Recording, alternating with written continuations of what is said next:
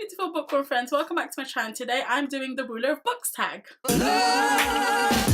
So this tag was originally created by Ariel Bissett. I will link her original video down below, and I was tagged by the wonderful Josie from The Beauty and Her Books. So thank you for tagging me. I will also link her video down below, so please check that out. I'm really excited to do this tag, and as you can see, I've got my crown.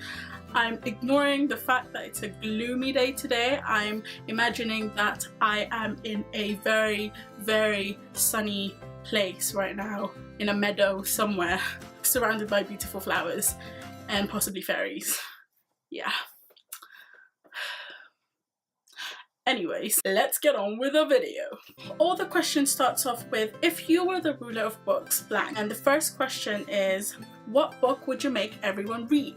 So I was thinking about Harry Potter, right? Because I think that's just a staple. So if you were to live in my kingdom and become a citizen, you're just gonna have to read Harry Potter. That's just something obvious. So I decided to choose something else. So I would make everyone read The School for Good and Evil by Soman Chainani.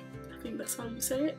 So it is a middle grade, and the reason I chose this is because I really enjoyed reading it, and this was actually the book that got me out of my book slump, my very long book slump. Ignite my passion for books. There are so many lessons that can be learned from this book, so I really want everyone to read it. The next question is, what would you abolish in book construction?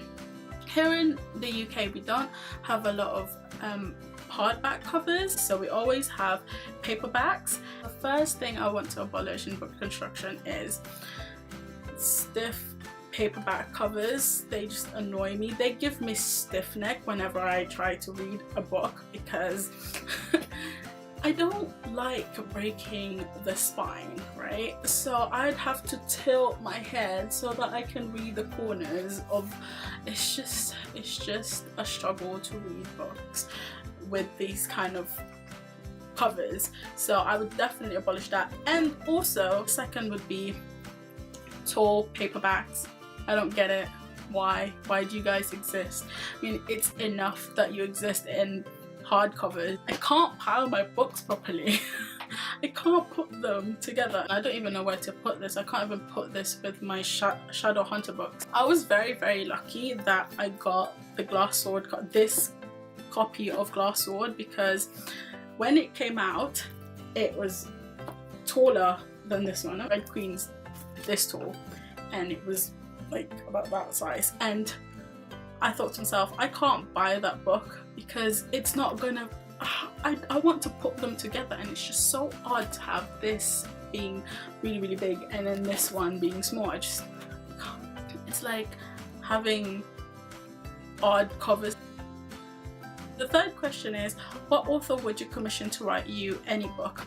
For this one, I was contemplating on J.K. Rowling and Sarah J. Maas because they are my queens at the moment. I just love their books. I devour anything they come up with.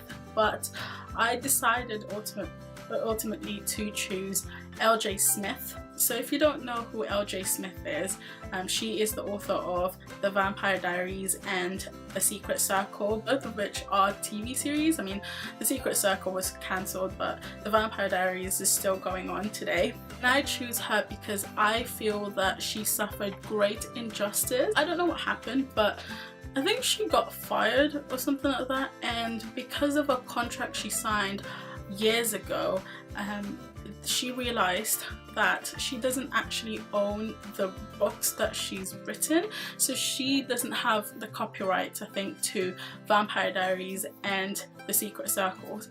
And I thought that was just a great injustice because she spent all her life writing these books, and also it's her, you know, it's her creation, it's hers. I just can't believe that she doesn't actually own these books. When she was fired, she basically can no longer write or continue writing these books, and so they've hired ghostwriters to write sequels for these series. And even though they say that they've tried to be faithful to her writing. I just can't. I don't think it would be any better. I mean, I've not read any of the ghostwritten books because I just refuse to. I want her to write a book for me and I will give her all the credit because that's what she deserves. She deserves the credit for it, and I just love her writing.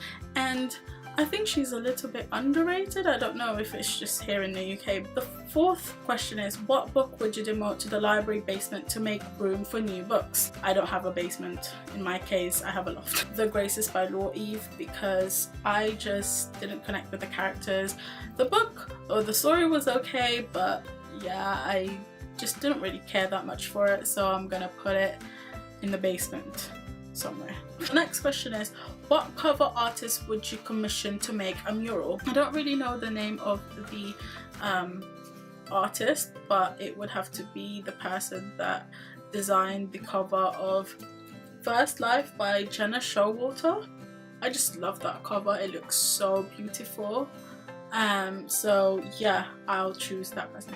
What character's face would you put on a coin? I don't really have a specific character, but it would have to be someone from, you know, classical books. And because when you think about London, well, for me anyway, when I think about London, I think about history and medieval times.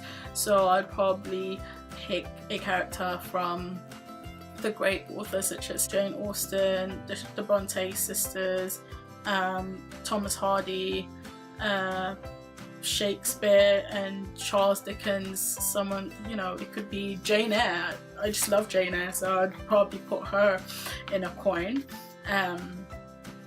And probably Mr. Darcy. No, I would put, who else would I put? I put Little Dorrit.